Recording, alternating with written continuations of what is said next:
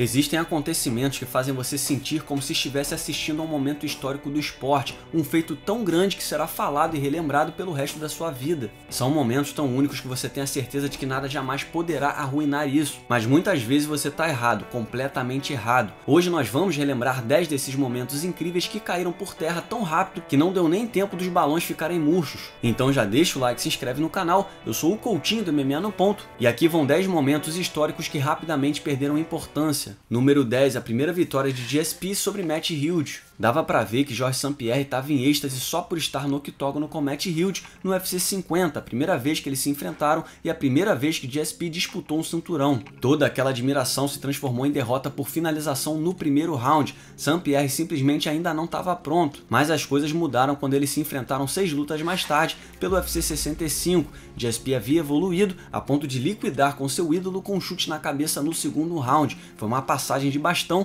o fim de uma era. Hughes era o maior meio-médio da história e parecia que finalmente havia sido batido para valer, embora ele já tivesse perdido antes. E aí St-Pierre arruinou todo aquele momento da passagem de bastão ao ser atropelado por Matt Serra na maior zebra da história do UFC. Não é porque ele perdeu, qualquer um pode perder, mas ele obviamente não levou o Serra a sério. Foi uma água no chope de toda aquela narrativa da vitória sobre Hughes. GSP deu a volta por cima e se tornou o maior da história vencendo Hughes novamente, mas quase jogou tudo fora ao subestimar alguém como Serra. Número 9, o reinado de Will Brooks no Bellator. Michael Chandler já era uma lenda no Bellator, então ganhar dele era grande coisa. Poucos podem dizer que conseguiram esse feito. Só pra constar, ninguém considera que ele realmente perdeu para Brent Primus. Então Will Brooks é um dos poucos nomes nessa lista, e olha que ele fez isso 2 vezes, um feito exclusivo. O reinado de Brooks de 2013 a 2015 no Bellator é o tipo de coisa que faz as pessoas se questionarem que evento tem o melhor lutador do mundo na categoria. Depois de 2 vitórias sobre Michael Chandler e 2 defesas de título,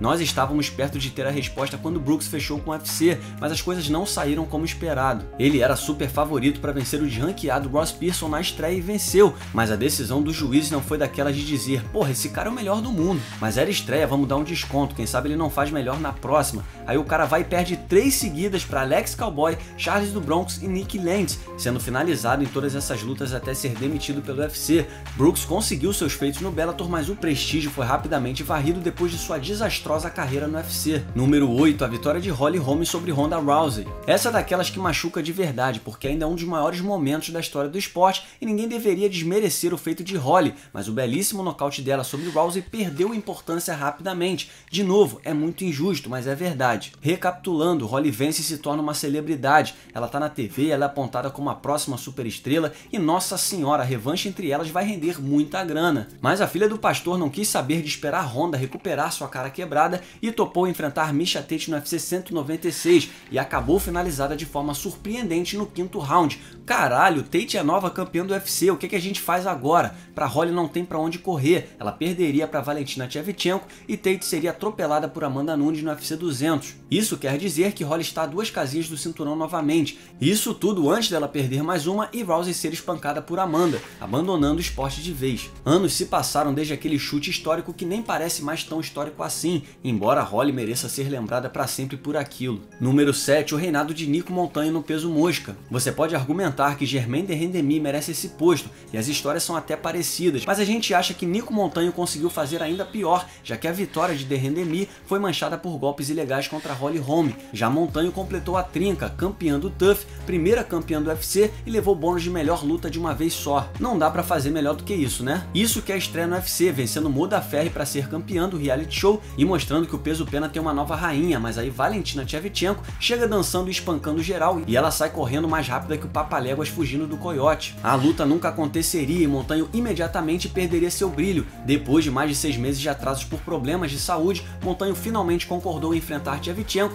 em setembro de 2018. O problema é que ela não chegou nem perto de bater o peso e acabou hospitalizada. O UFC ficou de saco cheio e removeu o cinturão dela. Ela ficaria fora por quase 2 anos e nunca mais lutaria nessa categoria. Montagne foi de um início meteórico a um fim melancólico. Número 6, a performance de Chael Sonnen contra Anderson Silva. Anderson Silva parecia imbatível e intocável desde o momento em que conquistou o cinturão do UFC contra Rich Franklin até a luta com Chael Sonnen no UFC 117. Não parecia existir homem capaz de batê-lo. As pessoas imaginavam se um wrestler poderoso seria capaz de mantê-lo no chão, mas ninguém acreditava que isso realmente aconteceria. Sonnen falou pelos cotovelos antes da primeira luta e parecia estar cutucando onça com vara curta, mas se esperava que ele fosse tomar uma surra histórica. O que ele fez por quase 25 minutos ganhou o respeito de todos. Sonnen dominou o campeão do início ao fim, com direito a pedradas em pé antes de levar para o chão. Disseram que era impossível, mas ele estava conseguindo. Chael acabou finalizado no minuto final, é claro, mas ainda assim tinha sido surpreendente. Tudo mudou quando o exame antidoping revelou que Sonnen tinha níveis elevados de testosterona. Aí é mole, né, meu filho? Muitos fãs perdoaram Chael e isso pouco abalou sua imagem, mas apagou o brilho daquela performance dele, especialmente depois que ele tomou um pau na revanche contra o brasileiro. Número 5, Josh Barnett conquista o cinturão do UFC. Ele é um dos maiores pesos pesados da história, mas o único título que ele conquistou nos Estados Unidos não significou de nada. Barnett enfrentou Randy Couture no UFC 36 em março de 2002. O Capitão América era bicampeão do UFC, além de ter vencido o torneio antes. Estava defendendo seu cinturão pela terceira vez. Barnett havia vencido um GP em 1999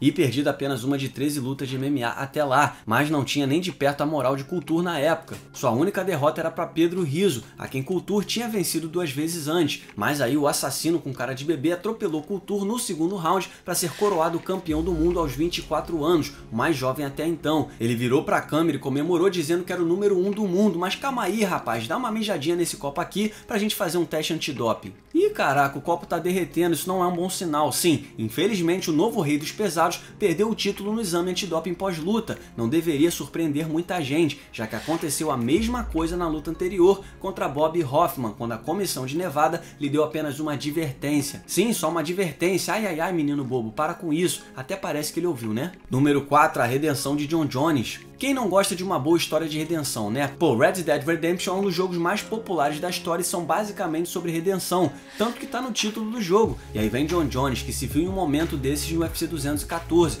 As coisas não correram muito bem para ele desde que ele ganhou de Daniel Cormier para defender o cinturão dos meio pesados no UFC 182. Ele perdeu o cinturão e foi suspenso por bater de carro e fugir do local, e depois voltou a perder o título interino e foi suspenso de novo por doping. Foram 2 anos bem complicados para ele, mas a narrativa antes do UFC 241 era que ele retomaria seu trono contra Cormier e que aquele era um novo Jon Jones que tinha aprendido com seus erros e estava pronto para se tornar o homem que todos esperávamos que ele fosse, se não se metesse em tanta confusão. Jones teve um pouco de dificuldade no começo, mas aí lançou uma bicuda na cara de Cormier no terceiro round e novamente se tornou campeão dos meio pesados do UFC, encerrando de vez sua maior rivalidade. Jones fez o discurso perfeito depois da luta, refletindo sobre sua jornada e encorajando outros a fazer o mesmo, além de elogiar Cormier por ser o tipo de homem que ele gostaria de ser. Melhor impossível, né? Seria ótimo se Jon Jones não perdesse o cinturão mais uma vez por causa de doping. Pois é, não dá pra acreditar, a gente voltou a estaca zero depois de todo aquele discurso bonito.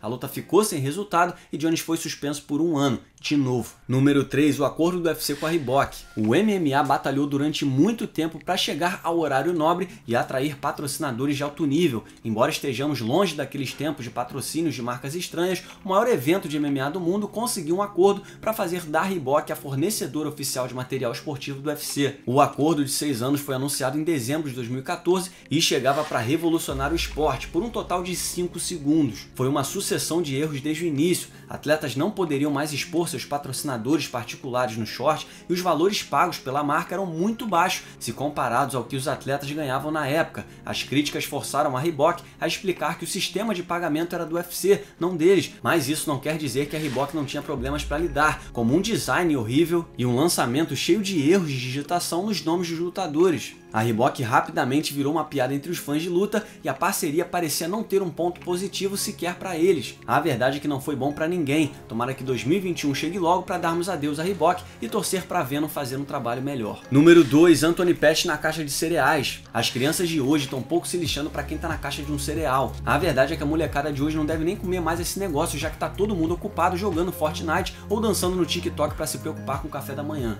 Mas ainda assim, ter a cara estampada na caixa de um cereal foi um feito e tanto ao longo da história esportiva americana. Era o sinal de que você era um astro do esporte. O café da manhã dos campeões fez um desafio em 2014 para definir quem teria a honra de estar na caixa laranja e 5 nomes concorreram ao posto, entre eles o campeão dos leves Anthony Pettis, e adivinha só, ele ganhou. Isso mesmo, que honra, que momento para MMA. E embora tenha sido realmente legal ver um campeão do UFC na seção de cereais do supermercado, só tem um problema: até a maldita caixa finalmente ser lançada, Pettis, que segurava o cinturão do UFC na caixa, não era mais o campeão do Ultimate. Ele tinha sido amassado por Rafael dos Anjos um mês antes da caixa chegar às prateleiras. Aquele, aliás, seria o início do pior momento da carreira de Pettis, com 5 derrotas em 7 lutas. Lembrem-se de comer tudinho, hein, crianças? Número 1. A Era Machida. O dicionário define era como o período que começa com um fato histórico notável ou marcante, ou que origina uma nova ordem de coisas. A incrível vitória de Lyoto Machida sobre Rashad Evans no UFC 98 para se tornar o campeão dos meio pesados do UFC parecia mesmo um fato histórico notável. Afinal, foi um nocaute brutal e uma luta marcante, mas o início de uma nova era do esporte, como previu Joe Rogan na entrevista pós-luta, caiu por terra. Sim, bem-vindo à Era Machida se tornou sinônimo de coisas que duram pouco tempo no MMA, como o lançamento do inafundável Titanic. Lyoto atropelou Rashad, mas logo depois foi presenteado por uma vitória polêmica sobre Mauricio Shogun no UFC 104, um dos maiores garfos da história do MMA. Bem, não foi o melhor início de uma era, né? Pra piorar, Lyoto foi nocauteado por Shogun no primeiro round da revanche 6 meses depois. A Era Machida havia chegado ao fim. O dragão disputou o cinturão do UFC mais 2 vezes depois, perdendo as duas, e o próprio Joe Rogan reconheceu que foi uma de suas piores previsões. E aqui vai um salve para Tommy Two Holds, que escreveu essa lista. Você pode seguir o Tommy no Twitter através do @Tommy2Hold. E um salve também para Max Randall, que editou esse vídeo. Você pode seguir o Max no Twitter através do Max_Randall. Muito obrigado por assistir. Não se esqueça de deixar o like e se inscrever no canal. Nós temos vídeos semanais por aqui. Deixe também o seu comentário sobre o vídeo logo abaixo e siga-nos nas redes sociais. Muito obrigado mais uma vez e até o próximo vídeo.